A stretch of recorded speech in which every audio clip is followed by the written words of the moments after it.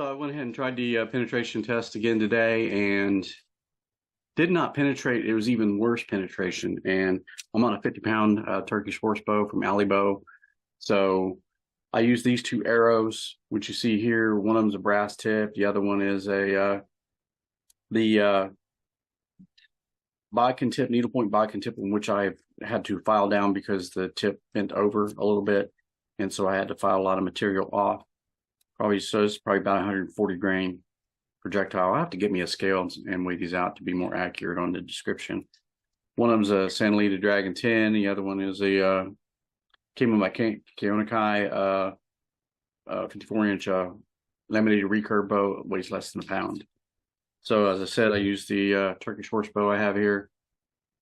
The older one I've had for a while with no oxhorn on it, and it's a 50-pound bow.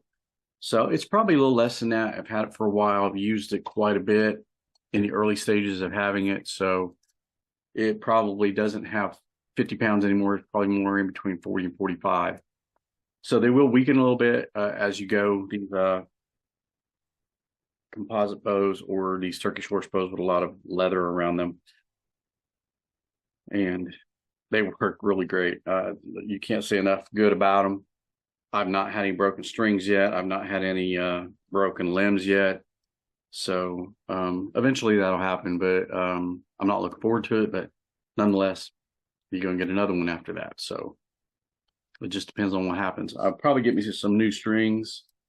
Want to get some Flemish twist and go from there and see how well that works out for these D97 14 strand or 16 strand strings for these types of bows. Even though it's only a 50, I think a 14 strand would be fine. Up to 60 after that, you really have to have a 16 strand for the strength of it. And it's still got quite a bit of wax on it. I can feel the wax still on it. Yeah, so did not penetrate with those two arrows. I figured it might. Okay, so it did penetrate. However, the arrow did not pass all the way through 10 cans.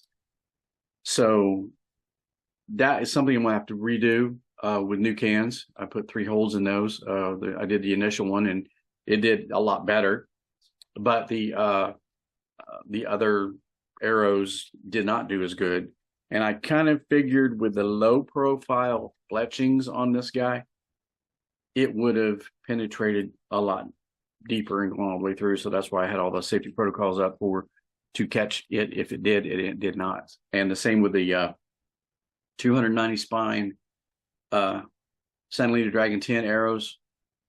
Yeah, you figure having not real big fletchings, yeah, that would be a thing that would be able to go all the way through this, and it did not.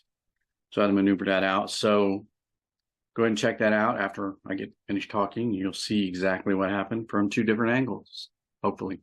I haven't checked the video on that mini cam. I'll have to, I'm gonna get me a couple more of those for different angles on arrows and seeing the pass through, or I might just upgrade to some GoPros and get better slow-mo angles on those, because when an arrow flies through the air, it does some really funky stuff, and a lot of people don't get to see that too much. So I'm going to try and bring that to you here soon, and we are going to upgrade everything and get everything going, as hopefully YouTube and AdSense get your pay right. Anybody ever notice that? If y'all have any issues or questions about that, comment below and let me know what you think, because if I have over 250,000 views on all my videos and I'm only getting way less than that projected income for that, with all the ad revenue that I'm supposed to be getting, it's just one of those questions.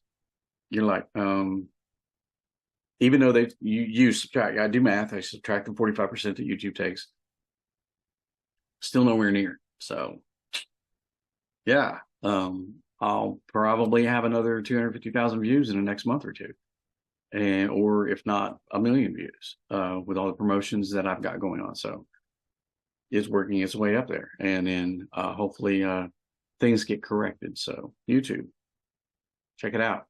Let me know what you got going on there. Hey, got a new sponsor in today. How's that? CJ Boost, Amazon Virtual Mall, and I'm looking over the products right now, and they got some really cool stuff. Huge discount, buying direct from the uh, individual Amazon sellers. Got about 800 of those with over 400,000 Amazon products and growing. You know, it's one of those things to where you want to look at getting into buying at a better price or selling and getting an awesome commission on top of the Amazon commission. So you got to go look at this. This is pretty cool. I'll put a link in the description below so that way you guys can go check it out yourself. And buying from there or selling is going to be an awesome experience for you. So check it out.